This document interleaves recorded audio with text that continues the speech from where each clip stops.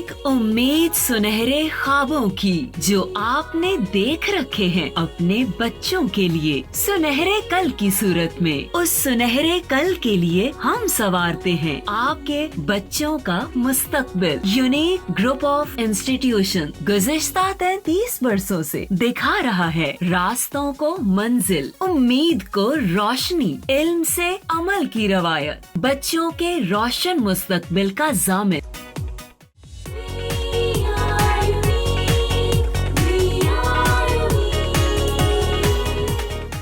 अस्सलाम वालेकुम स्टूडेंट्स, मैं सबा वसीम हूँ 99A unique group of institution से। ऑनलाइन क्लासेस के सिलसिले में आपके जो बेटा उर्दू के लेक्चर हो रहे हैं, तो आज उस सिलसिले में हमारा लेक्चर नंबर 29 है। हमारा जो पिछला लेक्चर था बेटा, उसमें हमने मुसन्निफ़ के तारुफ़ के बारे में पढ़ा था। हमने अपना सबक नंबर 4 जो है वो शुरू किया था, जिसके मुसन्निफ़ जो है डॉक्टर नज़ीर अहमद देहलवी हैं। 1831 से 1912 तक का उनका दौर है। हमारे सबक का उन्वान क्या है? नसू और सलीम की गुफ्तगू। और सिनफ़ अदब के एतबार से ये क्या है? नावल है, और माखज़ इसका क्या है? तौबतुन नसू है। तो ये तो तारुफ़ हो गया आपकी, जो हम पढ़ने लगे हैं उस चीज़ का। तो ये बेटा हमारे जो हमने मुसन्निफ़ के बारे में पढ़ा, तारुफ़ पढ़ा पिछले लेक्चर में, जिसमें हमने पढ़ा कि जो डॉक्टर नज़ीर अहमद देहलवी हैं, जो चंद एक बातें आपको अच्छी तरह याद रखनी हैं। सबसे पहले उनका शुमार उर्दू के अरकान खमसा में होता है। दूसरा, मैंने आपको ये बताया था कि उनको ख़िताब हुकूमत की तरफ से जो एजाज़ी नाम मिले, उन्हें ख़ान बहादुर का ख़िताब दिया गया, शम्सुल उलमा का ख़िताब दिया गया। अपनी प्रैक्टिकल इब्तदाई तालीम हासिल करने के बाद वो कॉलेज गए, जब दिल्ली कॉलेज, वहाँ भी बड़ी बड़ी उस दौर की जो शख्सियात, बाद में जो बड़ी इल्मी और अदबी शख्सियात बनी, जैसे मैंने चंद एक नाम लिए थे, मौलाना मोहम्मद हुसैन आज़ाद, प्यारे लाल आशो, मुंशी ज़काउल्लाह। तो ये बात की अपने दौर की, जब उन्होंने भी तालीम मुकम्मल कर ली, तो बड़ी शख्सियात थीं जो इनके साथ पढ़ते थे, इनके हम जमात थे, तो इन लोगों के साथ वक्त गुजारने का मौका मिला। फिर इन्होंने जब अपनी प्रैक्टिकल लाइफ शुरू की, तो वो उन्होंने एक मुदर्रिस यानी एक उस्ताद की हैसियत से की, लेकिन उसके बाद बड़े बड़े ओहदों पर फाइज रहे हैं। चंद एक चीज़ें जो मैंने यहाँ लिख के आपको बताई थी, और मैंने कहा था कि बेटा आपको ये याद रखनी है। उन्होंने इंडियन पिनल कोड का तर्जुमा भी किया, और कब किया? मैंने वहाँ डेट भी लिखी थी 1861 में। उससे उन्हें खासी शोहरत मिली। उसके अलावा डिप्टी कलेक्टर रहे, तहसीलदार रहे, रेवेन्यू ऑफिसर रहे, डिप्टी कलेक्टर रहे, अफसर बंदोबस्त जिसको मैंने बताया था आपको। तो बड़े बड़े ओहदों पर फाइज रहे। सर सलारे जंग के वहाँ पर मुलाजमत छोड़ के हैदराबाद दक्कन गए, वहाँ भी काफ़ी अरसा रहे, लेकिन फिर आखिर में दिल्ली आ गए और फिर दिल्ली ही रहे। नावलों के बारे में हमने पढ़ा, उन्हें उर्दू का पहला नावल निगार कहा जाता है।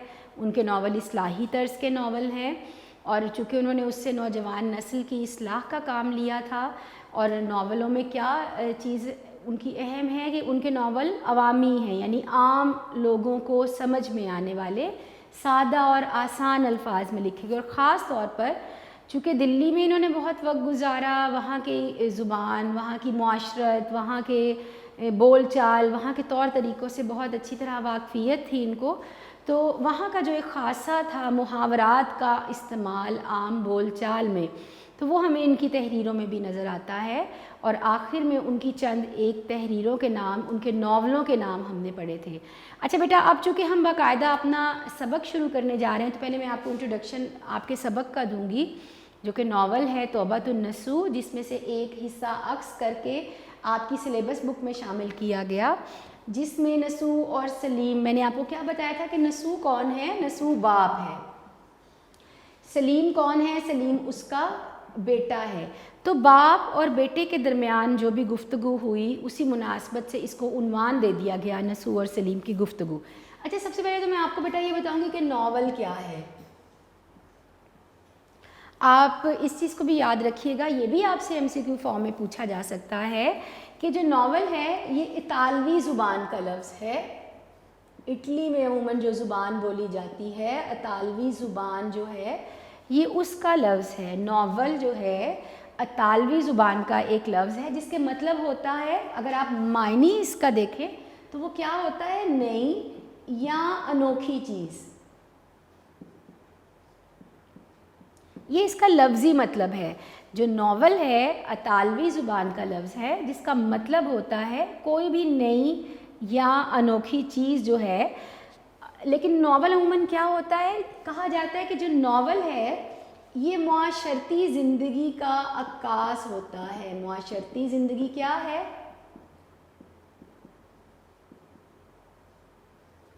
ہم تمام انسان جب اکٹھے ایک کمیونٹی کی صورت میں گزارتے ہیں اپنی زندگی کو، تو یہ جو ہماری زندگی ہے یہ معاشرت کہلاتی ہے. یعنی ہم لوگ اکٹھے رہ رہے ہیں، ہم لوگوں کے کچھ طور طریقے ہیں، ہم لوگوں کے کچھ رسم و رواج ہیں، زندگی گزارنے کے طریقے ہیں، لباس پہننے کا رواج ہے، کس طرح کے کھانے کھائے جاتے ہیں، کس طرح کی تعلیم حاصل کی جاتی ہے، کس طرح کی تعمیرات کی جاتی ہیں، کس طرح کا ادب ہے، کس طرح کی موسیقی سنی جاتی ہے.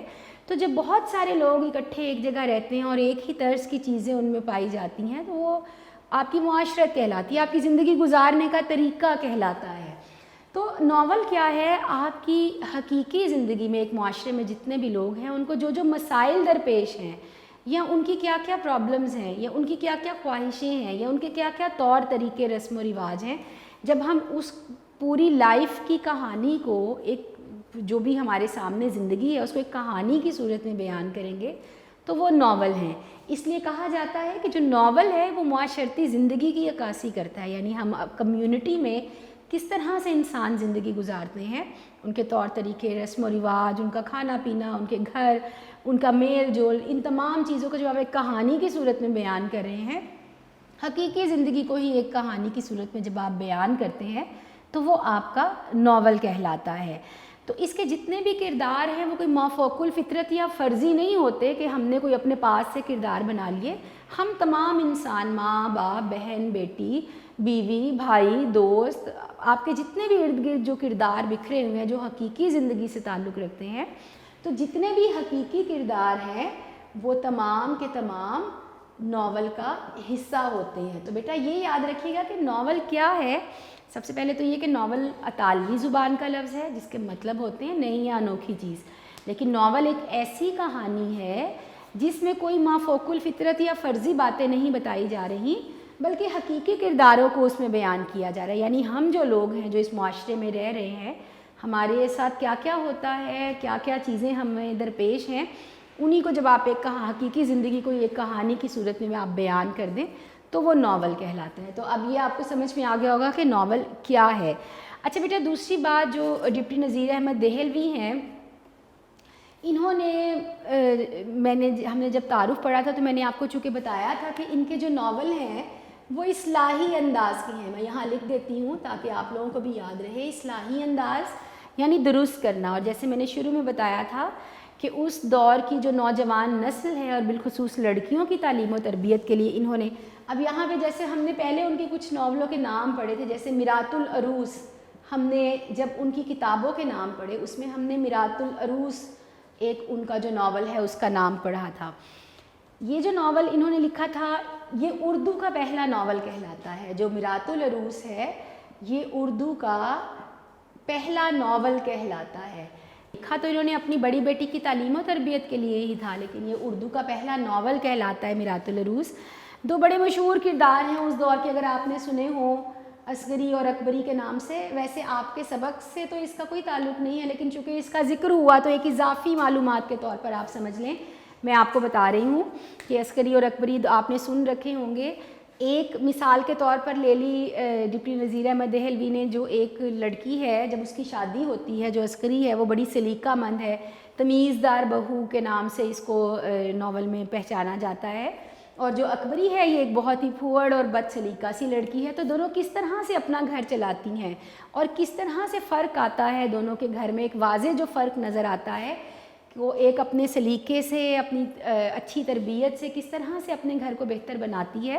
تو یہ مقصد اس کا جو تھا وہ لڑکیوں کی تعلیم و تربیت تھا. اس دور میں جو لڑکیاں تھیں ان کی بہتر تعلیم و تربیت کے لیے انہوں نے یہ جو بیسیکلی ہے بنیادی طور پر یہ ناول لکھا تھا.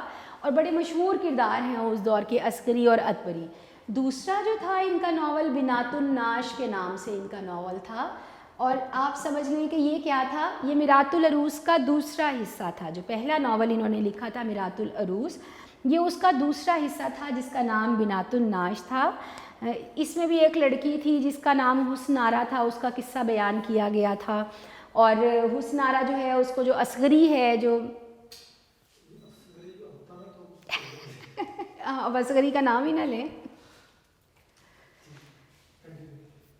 تو بنات النعش میں ایک کردار ہے بیٹا جس کا نام حسن آرا ہے. وہ بھی کس طرح سے ایک بد سلیقہ لڑکی تھی، کس طرح سے اصغری کی صحبت اس کو ملی اور پھر آہستہ آہستہ وہ بہت بہتر اور بڑی باسلیقہ اور سگڑ ایک لڑکی کے طور پر ہمارے سامنے آئی. جب اس کو اصغری کی صحبت میسر آتی ہے تو اس کے کردار میں کس طرح کی تبدیلی آتی ہے. تو میرات العروس کا جو دوسرا حصہ ہے وہ بنات النعش ہے. تیسرا ہم نے جو ان کا ناول وہاں پہ پڑھا تھا ابن الوقت کے نام سے، تو یہ ایک ایسے شخص کی کہانی ہے، وہ کہا جاتا ہے نا کوا چلا ہنس کی چال اپنی چال میں بھول گیا. تو یہ ایک ایسے شخص کی کہانی ہے جو اس دور میں ایک عام رواج بھی بنتا جا رہا تھا، جس کی اصلاح کرنے کی کوشش کی ڈپٹی نذیر احمد نے، کہ انگریزی تہذیب کو اپنانا اور انگریزی تہذیب میں کو اپنی زندگی کا حصہ بنانا، لوگ اس کو بڑا فخر سمجھتے تھے. تو ایک ایسے شخص کی کہانی اس میں بیان کی گئی ہے کہ جس نے اپنی وضاقتہ کو چھوڑ کر انگریزی وضاقتہ اختیار کر لی. اب وہ کر تو لی لیکن نہ وہ اپنی تہذیب کا رہا، نہ وہ بالکل انگریزی تہذیب میں شامل ہو سکا. تو وہ جو ایک محاورہ ہے کہ دھوبی کا کتا نہ گھر کا نہ گھاٹ کا، تو وہ یہاں پر پھر آ کر صحیح اس پہ لاگو ہوتا تھا. تو یہ ایک انٹروڈکشن ان کے چند ایک ناولوں کا میں نے آپ کو یہاں پر بتایا ہے. اچھا بیٹا، اب ناول جو ہم اب پڑھنے لگے ہیں، ہمارا جو بیسیکلی سبق ہے، ہم اس کے بارے میں جب بات کرتے ہیں تو آپ کا جو سبق ہے اس میں چند ایک کردار ہیں. اور وہ کردار کون سے ہیں؟ ایک تو اس میں نسو ہے، سلیم کا ذکر آئے گا، اس کی ماں کا ذکر ہے، ٹھیک ہے. اس کے بعد کیا ہے؟ نسو ہے، سلیم ہے، اس کی ماں کا ذکر ہے، ان کی ایک ملازمہ ہے، اس کا ذکر آیا. یہ میں یہاں پہ لکھ رہی ہوں تاکہ آپ کو یہ یہاں پر یاد رہے. پھر سلیم کے بڑے بھائی کا ذکر آیا، پھر 4 لڑکے جن کی اس کو صحبت میسر ہوئی ان کا ذکر آیا، اور پھر آخر میں حضرت بھی. ان 4 لڑکوں کی جو نانی تھی جن کی اس کو صحبت میسر آئی، جس سے اس کی بھی عادتوں میں تبدیلی آئی، ان کا ذکر آیا. تو یہ وہ چند ایک کردار ہیں جن کا ذکر اس میں آئے گا. تو میں نے پہلے سے یہاں پر آپ کو وہ چند ایک کردار لکھ کے بتا دیے گئے ہیں. ہم اب اگر اپنے سبق کی طرف آئیں تو بیٹا سبق کس چیز سے متعلق ہے کہ نسو باپ ہے اور سلیم جو ہے وہ بیٹا ہے.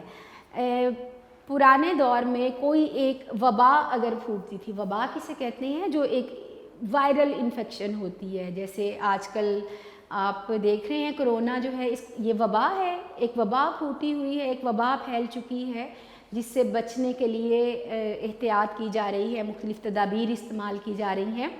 تو پرانے دور میں جب وبا پھوٹا کرتی تھی، کوئی بھی بیماری جب پھوٹتی تھی، تو اس دور میں چونکہ سائنس نے اتنی ترقی نہیں کی تھی، کوئی بہت زیادہ علاج معالجے کی سہولیات نہیں ہوتی تھی، بہت اچھی دوائیاں نہیں ہوتی تھیں، ڈاکٹرز اویلیبل نہیں ہوتے تھے. تو تھوڑے پرانے دور کی طرف جائیں تو جب وبائیں پھوٹتی تھیں تو ایک ساتھ بہت سے لوگ جیسے ہمیشہ وبا کا شکار ہوتے ہیں تو وبا کا شکار ہوتے تھے، لیکن تب نقصان زیادہ ہوا کرتا تھا، یعنی جانی نقصان زیادہ ہوا کرتا تھا. چونکہ بہتر سہولیات اتنی نہیں ہوتی تھی، اتنی ترقی یافتہ ابھی اس وقت جو دور تھا وہ نہیں تھا، تو بہت زیادہ اموات ہوا کرتی تھیں، جانی نقصان بہت زیادہ ہوا کرتا تھا. تو اسی طرح مصنف نے جو کہانی بیان کی ہے تو انہوں نے دلی شہر، چونکہ دلی شہر میں رہے، دلی شہر کی مخصوص زبان بھی استعمال کی، وہاں کی معاشرت اور تہذیب کو بہت بیان کیا انہوں نے. تو انہوں نے ایک واقعہ، ایک کہانی بیان کی ہے کہ دلی شہر میں اسی طرح ایک مرتبہ ہیضے کی وبا پھوٹ پڑی. ہیضہ کسے کہتے ہیں؟ اب تو خیر ایک عام بیماری کی صورت میں ہے، آپ ڈاکٹر پہ جاتے ہیں، دوا لیتے ہیں، ٹھیک ہو جاتے ہیں. آپ فوڈ پوائزن جس کو بولتے ہیں، جب آپ کو وامٹنگ ہے یا آپ کو موشن ہے اور وامٹنگ ہے تو ڈی ہائیڈریشن ہو جانے سے جو ہے وہ خطرہ بھی ہو جاتا ہے جان کا. اور شروع میں جیسے میں نے بتا دیا کیونکہ سہولیات، طبی سہولیات، میڈیکل کی سہولیات اتنی زیادہ نہیں تھی تو لوگ بہت زیادہ متاثر ہوتے تھے. تو اسی طرح ایک مرتبہ دلی میں وبا آئی، ہیضے کی وبا آئی اور بہت سے لوگ اس وبا کا شکار ہوئے. نسو بھی ایک شخص تھا جو اپنے گھر میں رہتا تھا، اس کے بیٹے تھے، اس کی بیوی تھی، अच्छा खाता पीता शख्स था, कारोबारी शख्स था, रुपए पैसे की फरावानी थी। तो नसू जो था वो भी इस बीमारी में मुब्तला हुआ, इस बीमारी का शिकार हुआ और बहुत शदीद बीमार हुआ। इतना बीमार हुआ कि घर वालों को यूँ लगा कि, और नसू को भी लगा कि अब वो इस बीमारी से ठीक नहीं हो पाएगा, बच नहीं पाएगा। तो इतना बीमार हो गया कि ज़िंदगी से बिल्कुल ही मायूस हो गया, नाउम्मीद हो गया। बहरहाल घर वालों ने डॉक्टर को घर बुलाया, डॉक्टर आया, उसने उसको देखा, दवा दी, और वो इतना ज़्यादा मसला उसका नहीं था, लेकिन उसने उसको नींद आवर दवा दी, यानी उसको नींद आने वाली दवा दी, और डॉक्टर जो है वो चला गया। अब जब वो गहरी नींद में था, चूँकि उसको नींद की दवा दी गई थी, तो उसने ख्वाब देखा। ख्वाब में उसने क्या देखा? आक़िबत का मंज़र देखा। आक़िबत किसे कहते हैं? आखिरत को, मरने के बाद की जो हमारी ज़िंदगी है। और उसमें उसने कौन सा मंज़र देखा? उसने वो वाला मंज़र देखा कि वो अल्लाह के हजूर, अल्लाह के दरबार में हाज़िर है, वहाँ पर मौजूद है, और उसका जो नामा-ए आमाल है, नामा-ए आमाल क्या, हम दुनिया में जो जो कुछ करते हैं और जो उसको लिख लिया जाता है, जिसका हमें आगे जाके हिसाब देना है, तो वो जो नामा-ए आमाल है वो उसके हाथ में, और वो हरगिज़ ऐसा नहीं है कि उस पर फ़ख्र किया जा सके, यानी उसके जो काम इस दुनिया में है वो इस तरह के नहीं है कि जिन पर वो वहाँ शर्मिंदा ना हो। और उसमें सबसे बड़ी जो खामी उस वक्त थी वो क्या थी? औलाद की तरबियत से मुतल्लिक। तो आपका जो नावल है ये किस चीज़ से मुतल्लिक है? इसमें ज़्यादा किस चीज़ पर ज़ोर दिया गया है, या जो अहम चीज़ इसमें बताई गई है?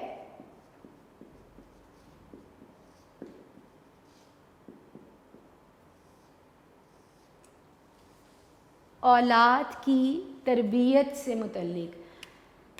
इंसान इस दुनिया में जब ज़िंदगी गुजारता है, जब उसकी औलाद होती है, उसकी तमाम ज़िम्मेदारी इंसान के सर पर है। उसका खाना पीना, उसकी तालीम, उन बच्चों बड़े होते हैं, उनकी शादियों तक जो वालिदैन हैं उनके सरपरस्त रहते हैं, उनकी हर तरह से मदद करते हैं, उनकी पूरी ज़िम्मेदारी उठाते हैं। तो खाना पीना, तालीम, पहनना और अखराजात बर्दाश्त करना ये तो इंसान की एक ज़िम्मेदारी है ही, लेकिन सबसे बड़ी ज़िम्मेदारी इंसान की क्या है? अपनी औलाद की तरबियत। तो जब आप अपनी औलाद की अच्छी तरबियत नहीं करते तो नतीजा क्या निकलता है? माँ बाप तो अपना वक्त गुजार के, जितनी भी उनकी तबई उम्र है जो अल्लाह ने लिखी है, वो गुजार के चले जाते हैं। अब अगर तो वो अपने बच्चों की बुरी तरबियत करके गए हैं, अच्छी तरबियत नहीं करके गए, तो जो जो बुरे अमाल वो यहाँ पर करेंगे उसका नुकसान उनके वालिदैन को होगा। उन्हें उसके लिए जवाबदेह होना पड़ेगा अल्लाह के हजूर कि क्या उन्होंने अपने बच्चों की ऐसी तरबियत की।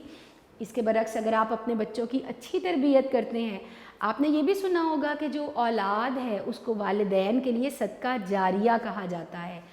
सदका जारिया वो सदका जो आपके इस दुनिया से चले जाने के बाद भी जारी रहता है। बज़ाहिर जब इंसान इस दुनिया से जाता है तो दुनिया के मामलात तो यहीं ख़त्म हो जाते हैं, तो सदका कैसे जारी रह सकता है? वो उसकी अच्छी औलाद की सूरत में। जब आपने औलाद की अच्छी तरबियत की है तो आपके बच्चे जो अच्छे अमाल करेंगे या आपके लिए दुआ करेंगे या अपने अच्छे अमाल जो करेंगे तो अल्लाह ताला उसका भी अज्र माँ बाप को देता है।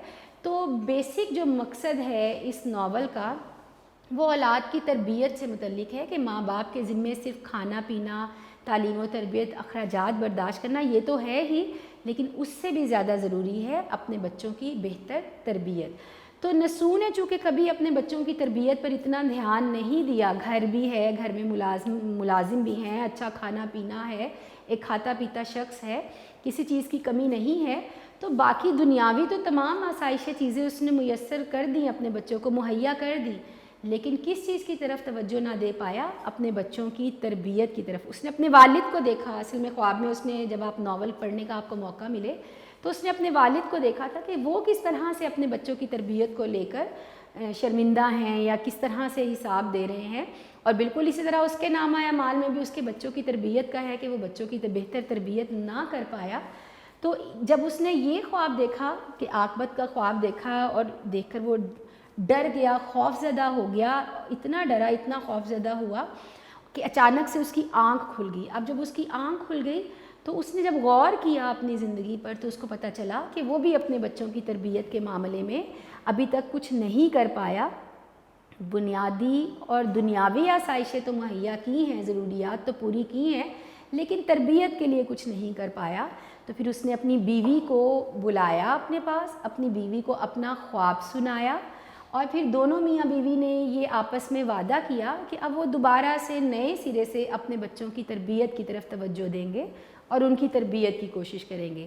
تو اس سلسلے میں سب سے پہلے وہ اپنے سب سے چھوٹے بیٹے سلیم کو اپنے پاس بلاتا ہے، جو میں نے یہاں کردار لکھا تھا سلیم کا، تو وہ سلیم کو اپنے پاس بلاتا ہے، اور پھر آپس میں دونوں باپ بیٹا کیا بات چیت کرتے ہیں، ان کی کیا گفتگو ہوتی ہے، وہ آپ کے سبق میں شامل کی گئی ہے، جس مناسبت سے اس کو نسو اور سلیم کی گفتگو کا عنوان دے دیا گیا۔ تو بیٹا سمجھ میں آ گیا کہ ناول کیا ہوتا ہے اور آپ کا سبق کس چیز سے متعلق ہے۔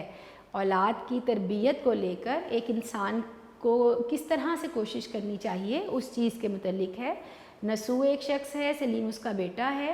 نسو ایک مرتبہ بیمار ہوا ہیضے کی وبا سے، خواب میں عاقبت کا خوفناک منظر دیکھا تو گھبرا کر اٹھ گیا اور پھر اپنی بیوی کو بلایا، اور پھر دونوں نے یہ وعدہ کیا کہ اپنے بچوں کی نئے سرے سے تربیت کریں گے۔ تو اس سلسلے میں آپ کا یہ سبق ہے۔ تو جو بیک گراؤنڈ ہے یہ سارا آپ کو میرے خیال میں سمجھ آ گیا ہوگا کہ اصل مقصد کیا ہے سبق کا، کہ جب انسان زندگی کی اصل روح کو پہچانتا ہے، اصل مقصد کو پہچان لیتا ہے، تو پھر وہ دنیاوی زندگی کی بجائے اپنی ابدی زندگی کو سنوارنے کی کوشش کرتا ہے، اپنی آخرت کی اصل۔ کیوں اللہ تعالیٰ نے شعور، پہچاننا، اللہ تعالیٰ نے قرآن پاک میں کہا نا کہ کیا جاننے والے اور نہ جاننے والے برابر ہو سکتے ہیں، تو کیوں اللہ بار بار زور دیتا ہے اس چیز پر کہ چیزوں کے بارے میں جانو، پہچانو۔ کیوں؟ کیونکہ جب ہم جان لیتے ہیں اور پہچان لیتے ہیں تو ہمیں سمجھ میں آ جاتا ہے کہ یہ دنیاوی چیزیں جو ہیں یہ تو عارضی ہیں، اصل چیز کیا ہے، ابدی زندگی، بعد کی زندگی، آخرت کی زندگی۔ تو پھر ہم اس کی فکر کرنے کی بجائے اس کی فکر اور کوشش میں مصروف ہو جائیں تو پھر یہ اصل زندگی کا مقصد ہوتا ہے۔ تو پھر جب انسان پہچان جاتا ہے تو دنیاوی زندگی کی بجائے اپنی ابدی زندگی کے لیے کوششیں جو ہیں وہ کرتا ہے، اور ظاہری بات ہے سب سے پہلے کوشش کہاں سے شروع کی جاتی ہے؟ اپنے گھر سے، خود سے۔ وہ کہتے ہیں نا اوروں کو نصیحت خود میاں فصیحت، کہ اگر آپ دوسروں کو ہی سمجھاتے رہیں اور خود پر وہ چیز جو ہے اس کا اطلاق نہ کریں تو پھر اس کا کوئی فائدہ نہیں۔ تو ہمیشہ جو چیزوں کو تبدیل کرنا یا بہتری لانا یا درست کرنا اپنی ذات سے، اپنے گھر سے اس کو شروع کیا جاتا ہے۔ تو جب انسان اپنے گھر سے شروع کرتا ہے، اور ایک مرد چونکہ گھر کا سربراہ ہوتا ہے، تو پھر ظاہری بات ہے جب وہ اپنے گھر کی، اپنے بچوں کی بہتر تعلیم و تربیت کرے گا تبھی وہ قیامت کے روز جو ہے وہ سرخرو ہو سکے گا، جب وہ صحیح معنوں میں اپنے گھر کی صحیح تربیت کرے گا۔ تو اسی چیز کو آپ کے سبق میں بتایا گیا ہے۔ شروع کرتے ہیں بیٹا ہم اپنا سبق۔ تعارف سے اس کو شروع کیا گیا ہے کہ دلی میں ایک سال ہیضے کی سخت وبا آئی۔ وبا کسے کہتے ہیں؟ جو وبائی امراض ہوتے ہیں، وائرل انفیکشنز آپ جن کو بولتے ہیں۔ تو ایک مرتبہ دلی میں بہت سخت وبا پھوٹی ہیضے کی۔ نسو بھی دیگر افراد کی طرح ہیضے میں مبتلا ہوا اور سمجھا کہ موت قریب ہے۔ جیسے اور بہت سے لوگ اس وبا کا شکار ہوئے، نسو بھی اس کا شکار ہوا اور اتنا بیمار ہوا کہ اس کو لگا کہ اب وہ بچ نہیں پائے گا اور اس کی موت جو ہے وہ بہت قریب ہے۔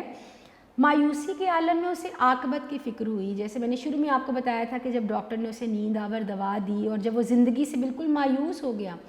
جب تک ہم زندہ رہتے ہیں، دنیا کی رنگینیوں میں کھوئے رہتے ہیں، تو ہمارے ذہن میں یہ خیال ہی نہیں آتا کہ ہمیں اس دنیا سے بھی جانا ہے۔ ہم تندرست ہیں، ہمارے پاس مال دولت ہے، زندگی بڑی پورا سائش چل رہی ہے، تو یہ سوچ ہی شاید ہمارے ذہن میں نہیں آتی کہ آخر ایک دن ہمیں اس دنیا کو چھوڑ کے جانا ہے۔ کب ہمیں اس کا خیال آتا ہے؟ جب ہم پہ کوئی مصیبت آئے، کوئی بیماری آئے، کوئی تکلیف آئے۔ تو جب وہ بہت مایوس ہو گیا اپنی زندگی سے تو پھر اس کو فکر ہوئی عاقبت کی۔ عاقبت مطلب آخرت۔ یہ جتنے بھی مشکل الفاظ میں بولتی ہوں بیٹا، ان کے معنی جو ہیں یہ آپ کوشش کیا کریں، بک کھول کے سامنے رکھا کریں پڑھتے ہوئے، اور کوشش کیا کریں ان کے معنی جو ہیں وہ آپ ساتھ ساتھ لکھتے جائیں۔ تو اس کو جب بہت مایوس ہو گیا تو اس صورت میں پھر اس کو اپنی آخرت کی فکر ہوئی۔ ڈاکٹر نے اسے خواب آور دوا دی تو وہ سو گیا۔ خواب آور نیند آنے کی، جب ڈاکٹر نے اس کو دوا دی تاکہ اس کو نیند آئے، وہ کچھ دیر آرام سکون سے رہے، تو جب اس کو یہ دوا دی تو وہ سو گیا۔ خواب میں اس نے مرنے کے بعد عاقبت کے دل دہلا دینے والے مناظر دیکھے۔ جیسے شروع میں نے آپ کو ایک تعارف بتایا سبق کا کہ جب وہ سو گیا تو پھر اس نے عاقبت یعنی آخرت کے وہ منظر دیکھے دل دہلا دینے والے، دل دہلا دینا، خوف زدہ ہو جانا، ڈر جانا. تو جو اس نے اس طرح کے مناظر دیکھے، اور وہ مناظر کیا تھے جو میں نے آپ کو بھی بتایا کہ وہ اللہ کے دربار میں کھڑا ہے اور اس کا جو نامہ اعمال ہے وہ اس طرح کا نہیں ہے کہ وہ اللہ کے سامنے سرخرو ہو سکے. تو وہ کس طرح ڈر رہا ہے، گھبرا رہا ہے. جب اس نے یہ دل دہلا دینے والے، ڈرا دینے والے منظر دیکھے تو ہڑبڑا کر اٹھ بیٹھا. ہڑبڑانا کا لفظی مطلب ہوتا ہے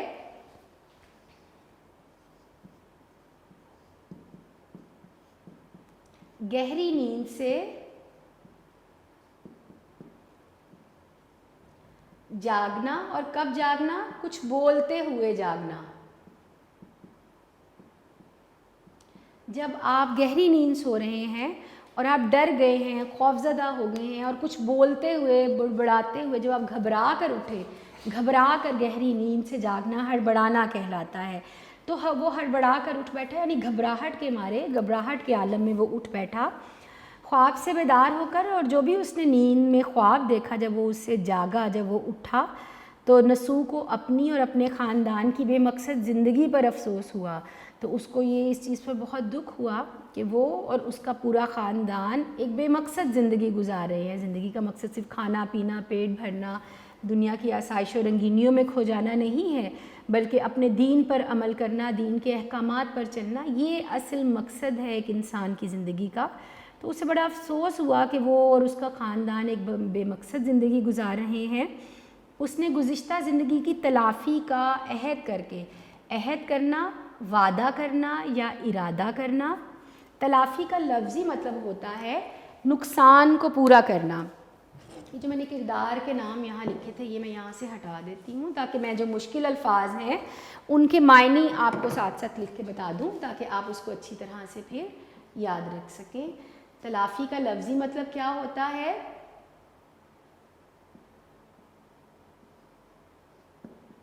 نقصان کو پورا کرنا، یہ اس کا لفظی مطلب ہے. لیکن مراد کیا ہے؟ جب آپ اپنی غلطی کو درست کرتے ہیں، غلطی کو درست کرنا کے معنوں میں ہم اس کو استعمال کرتے ہیں. تو اس نے اپنی گزشتہ پچھلی زندگی، تو پہلے وہ جتنی بھی زندگی گزار چکا تھا تو اس سے جو اس میں غلطیاں ہوئی تھیں، اس نے ان غلطیوں کو درست کرنے کا یا ان غلطیوں کو سدھارنے کا ارادہ کیا. اور اپنی بیوی فہمیدہ کو خاندان کی اصلاح کے لیے اپنا مددگار بنایا. اس کی بیوی کا نام کیا ہے؟ فہمیدہ. تو اس نے اپنی بیوی فہمیدہ کو اصلاح، درست کرنا، مددگار، آپ کی مدد کرنے والا. اور اس نے اپنی بیوی کو پورا خواب سنایا اور یہ بھی بتایا کہ وہ چاہتا ہے کہ اب وہ اپنے خاندان کی دوبارہ سے تعلیم و تربیت کی طرف، اس کی اخلاقیات کی طرف توجہ دے. تو اس سلسلے میں اس نے اور اس کی بیوی نے یہ وعدہ کیا کہ دونوں مل کر یہ کام کریں گے. اس کی بیوی اپنے شوہر کی مدد کرے گی اس سلسلے میں اور دونوں مل کر اپنے بچوں کی تربیت پر توجہ دیں گے. اسی سلسلے میں ایک روز اپنے بیٹے سلیم کو بالا خانے پر بلایا. اچھا جی، بالا خانہ اس کا لفظی مطلب ہوتا ہے چھت پر بنا ہوا کمرہ. عموماً جو چھت ہوتی ہے، اوپر والا پورشن ہوتا ہے جس کو کوٹھا یا چھت کہا جاتا ہے، وہ بالا خانہ کہلاتا ہے. اچھا بچے یہاں سب سے بڑی غلطی کیا کرتے ہیں بیٹا؟ اس چیز کو آپ نے یاد رکھنا ہے. میں نے آپ کو بتایا بالا خانہ جو ہم نے یہاں پڑھا، چونکہ یہ مختصر جواب کی صورت میں بھی پوچھا جائے گا تو بچے بالا خانہ کو کیا لکھ دیتے ہیں؟ بلا خانہ. یہ یاد رکھیے گا، یہ غلط ہے، اس کی املا کا ذرا دھیان رکھیے گا. بالا کہتے ہیں اوپر والے کو، اونچے کو، اوپر والے کو. تو عموماً چھت پر، اگر آپ کے گھر کی اوپر والی منزل پر، چھت پر اگر کوئی کمرہ بنا ہو یا اوپر تعمیر کی گئی ہو آپ کی چھت، یا آپ کی جو بالائی منزل ہے، اوپر والا جو حصہ ہے وہ بالا خانہ کہلاتا ہے. تو اس نے اپنے بیٹے سلیم کو بالا خانے پر صبح کے وقت بیدارہ کے ذریعے بلا بھیجا. بیدارہ ان کی ملازمہ کا نام ہے. تو اس کی بیوی فہمیدہ کا نام ہم نے پڑھ لیا اور اس کی ملازمہ کا نام بیدارہ کا نام ہم نے پڑھ لیا. جو تعارف ابھی ہم نے پڑھا، اس میں ہم نے کیا پڑھا کہ دلی میں ہیضے کی وبا پھوٹی، नसू भी उसका शिकार हुआ। उसने आकबत का बड़ा ही खौफनाक और ख़तरनाक मंज़र देखा तो घबरा कर उठ गया और उसे बड़ा अफसोस हुआ कि वो और उसका ख़ानदान एक बेमकसद ज़िंदगी गुजार रहे हैं। तो उसने अपनी ज़िंदगी की जो ज़िंदगी गुज़र गई, गुज़िश्ता ज़िंदगी जो थी, उसकी गलतियों को दुरुस्त करने का अहद किया, इरादा किया। पूरा ख्वाब अपनी बीवी को सुनाया और दोनों मियाँ बीवी ने ये आपस में वादा किया कि अब वो दोनों मिलकर अपने बच्चों की तालीम व तरबियत करेंगे। तो इसी सिलसिले में जो उसका छोटा बेटा है सलीम, उसको उसने वो खुद ऊपर छत पे था, तो उसने वहाँ पर अपने बेटे को बुलाया। और कैसे बुलाया? अपनी मुलाजमा के ज़रिए, बेदारा के ज़रिए उसको बुला भेजा। तो ये बेटा है तारुफ़ कि इस जहाँ से हम शुरू कर रहे हैं। तो इससे पहले क्या हुआ, क्यों उसने अपने बेटे को बुलाया? तो अब जहाँ से उसका बेटा जाने लगा है, यहाँ से अब हम शुरू कर रहे हैं कि आज तो मियाँ बीवी में ये कौल करार हुआ। कौल करार होना, आपस में वादा करना, इरादा करना। कौल करार होना मतलब वादा या किसी चीज़ का वादा या इरादा करना। तो आज तो दोनों ने ये वादा या इरादा कर लिया आपस में, जब उसने उसको सारा ख्वाब सुनाया कि अब वो किस तरह से अपने बच्चों की तरबियत करेंगे। तो अगले ही दिन जब वो सारा वाक़या हो गया जो तारुफ़ मैंने आपको बताया, तो अगले दिन छोटा बेटा सलीम अभी सोकर नहीं उठा था, यानी सुबह सवेरे ही, सुबह के वक्त ही उसे बेदारा ने आज जगाया। बेदारा मैंने क्या बताया था, कौन है? उनकी मुलाजमा। तो मुलाजमा ने आज जगाया कि साहबजादे उठिए, बाला खाने पर मियाँ बुलाते हैं। साहबजादा का जो लफ्ज़ है वो होता है साहब का बेटा, यानी अमूमन जो घर के मुलाजिम होते थे, वो जो घर में जो बड़े साहब हैं या उसके बाद जो उनका बेटा है उसको साहबजादा कहकर बुलाया करते थे। उन बेटे के लिए ये लफ्ज़ इस्तेमाल होते हैं। अच्छा, मियाँ बुलाते हैं, यानी जो घर का सरबराह है या जो घर का मालिक है उसको नौकरानी मियाँ कहकर बुला रही है। तो मियाँ से मुराद यहाँ कौन हो गया? नसू हो गया। और साहबजादे से मुराद कौन हो गया? सलीम हो गया। तो मुलाजमा ने आकर उसके बेटे सलीम को कहा कि बेटे उठिए, आपको बाला खाना, मैंने क्या बताया, ऊपर छत पर बालाई मंजिल पर आपको जो मियाँ हैं वो बुलाते हैं, यानी नसू बुलाते हैं, आपके वालिद बुलाते हैं। सलीम की उम्र उस वक्त कुछ कम 10 बरस की थी। और कितना बड़ा है उनका बेटा जो सलीम है? तकरीबन 10 साल का, भी पूरे 10 साल का नहीं हुआ, 10 साल से कुछ कम है उसकी उम्र, लेकिन छोटी उम्र का लड़का है, 10 साल का बच्चा है। सलीम ने जो तलब की खबर सुनी, तलब मतलब बुलाना, बुलावा जिसको कहते हैं, तलब का मतलब होता है बुलावा। जब उसने ये सुना कि उसका जो वालिद है वो उसको अपने पास बुला रहा है, जब उसने उसको बुलाने की खबर सुनी तो घबरा कर उठ खड़ा हुआ। अच्छा, अब वो क्यों घबरा रहा है अपने बाप के पास जाने के लिए? कि हमारे माशरे का ये एक तौर कह लें या एक रिवाज कह लें कि जो वालिद है वो उम्मन सख्त गिर हुआ करते हैं। अब तो खैर इतना वो नहीं रहा, लेकिन पुराने दौर में जो वालिद होते थे, बच्चे जो हैं, पूरा घर जो है उनसे डरा करता था, चूँकि वो थोड़ी सख्त तबीयत के होते थे। तो अमूमन बच्चे अपनी माँओं के तो बहुत करीब होते थे, लेकिन वालिद को एहतरामन कह लें या कुछ भी सख्त गिरी की वजह से कह लें, बच्चे अपने वालिद से बहुत ज़्यादा करीब नहीं हुआ करते थे, बहुत ज़्यादा बातचीत नहीं हुआ करती थी, बहुत करीब नहीं हुआ करते थे, आपस में ज़्यादा बेतकल्लुफ़ी नहीं हुआ करती थी।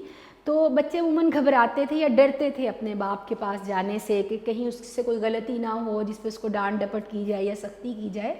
तो अमूमन इसलिए बच्चे घबराया करते थे। तो यहाँ जो उसकी घबराहट ज़ाहिर की गई है कि वो क्यों घबरा रहा है अपने बाप के पास जाने की वजह से, तो ये उसके पीछे वजह है।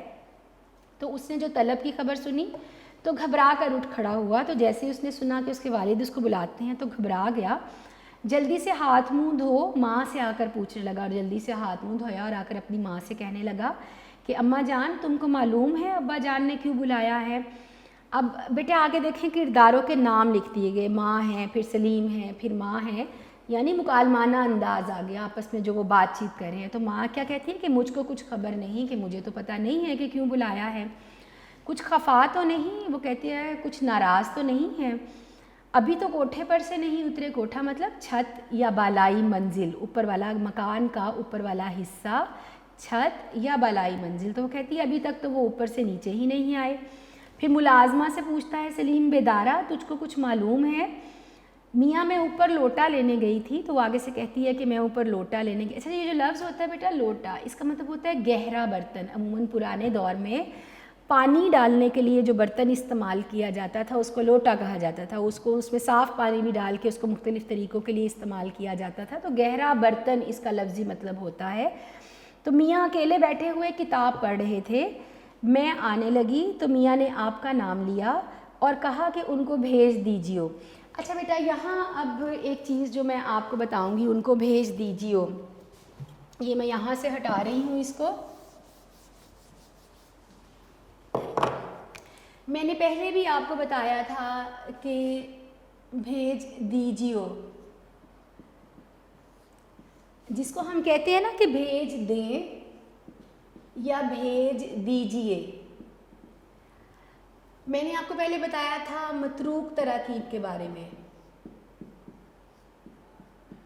پھر میں نے آپ کو بتایا مستعمل تراکیب کے بارے میں۔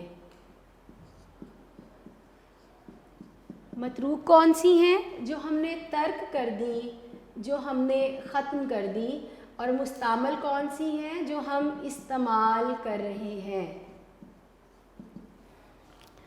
بہت سے الفاظ، بہت سی تراکیب ایسی ہیں، جیسے اس میں ہم آگے نسبت کر پڑھیں گے، وہ تب بھی میں آپ کو یہ لکھ کے بتاؤں گی۔ پرانے دور میں جو اردو استعمال ہوتی تھی، جس طرح سے بولی اور لکھی جاتی تھی، جس کو اب ہم نے چھوڑ دیا اور اب ہم اس کی جگہ نئے الفاظ استعمال کرتے ہیں، تو یہ وہ دو تراکیب ہے، مستعمل جو ہم اب استعمال کر رہے ہیں اور متروک جو ہم نے ترک کر دی، ختم کر دی۔ تو بھیج دیجیے، لے لیجیے، دے دیجیے، یہ اس طرح کے الفاظ ہیں جو کہ آپ پرانے دور کی اگر ایڈیشنز پڑھتے ہیں، پرانے اردو دیکھتے ہیں، تو اس طرح سے لکھا اور بولا جاتا تھا۔ ہم نے جب کاہلی اپنا سبق پڑھا تھا، اس میں بھی ہم نے پڑھا تھا آوے، جاوے، یعنی وہ الفاظ جو پرانے دور میں اردو میں استعمال اس طرح سے کیے جاتے تھے، لکھے یا بولے جاتے تھے، لیکن اب ہم اس کی جگہ کچھ اور الفاظ استعمال کرتے ہیں۔ تو یہ اسی طرح بھیج دیجیے کا مطلب یہاں کیا ہو گیا؟ بھیج دو یا بھیج دیجیے۔ تو انہوں نے کہا کہ جب میں اوپر گئی وہ کتاب پڑھ رہے تھے، اور جب میں آنے لگی تو انہوں نے آپ کا نام لیا اور کہا کہ ان کو یہاں بھیج دیں۔ آگے سے سلیم پھر سے پوچھتا ہے، سورج سے کچھ غصہ تو نہیں معلوم ہوتا تھا، یعنی وہ مسلسل گھبرا رہا ہے اپنے باپ کے پاس جانے سے، ڈر رہا ہے اپنے باپ کے پاس جانے سے۔ تو بیٹا یہ ہمارے سبق کا جو پہلا صفحہ ہے، جہاں آج ہم نے تعارف پڑھا، جہاں آج یہاں پہ یہ ہم نے اپنا سبق بھی جو ہے وہ بھی پہلا صفحہ جو ہے وہ ختم کر لیا۔ اب چونکہ لیکچر کا وقت ختم ہو رہا ہے تو میں یہاں پر آج ابھی اس کو چھوڑ رہی ہوں۔ آگے سے انشاءاللہ جب ہمارا اگلا لیکچر ہوگا تو ہم یہیں سے آگے سے اپنا سبق جو ہے اس کو شروع کریں گے، کنٹینیو کریں گے۔ تو ابھی جو ہم نے اپنا سبق شروع کیا تو مصنف کا تعارف، اس کی تاریخ، اس کا نام، سبق کا عنوان، صنف ادب ماخذ میں نے آپ کو بتایا۔ چونکہ ہم ناول پڑھ رہے ہیں تو ناول کیا ہے، اطالوی زبان کا لفظ ہے، ناول کوئی اس کے کردار کوئی غیر حقیقی یا مافوق الفطرت نہیں ہوتے، بلکہ معاشرتی زندگی کا عکاس ہوتا ہے ناول، حقیقی کردار اس کا حصہ ہوتے ہیں۔ چند ایک ناولوں کا چونکہ ذکر آیا، بنات النعش، میرات العروس، ابن الوقت، ان کا تھوڑا بہت میں نے آپ کو انٹروڈکشن دیا جو مصنف ہی کے لکھے ناول ہیں۔ لیکن پھر ہم آگے اپنے اس ناول کی طرف جو ہم پڑھ رہے ہیں، یعنی توبۃ النسوء کی طرف۔ تو کس طرح سے نسوء نام کا جو شخص ہے اس نے عاقبت کا جب منظر دیکھا اور اپنے گھر کی اصلاح کا سوچا اور اپنے چھوٹے بیٹے کو بلایا، اور وہ چھت پر جانے سے کس طرح سے ڈر رہا ہے، اور اس کی ماں کے درمیان جو بات چیت ہو رہی ہے، تو اس کے بارے میں ہم نے یہاں پڑھا۔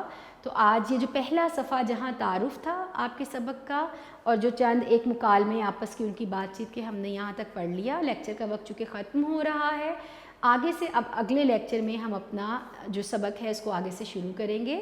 تو بیٹا جو پڑھا ہے کوشش کیا کریں، اس کو یاد رکھا کریں، اپنی بک سامنے رکھا کریں۔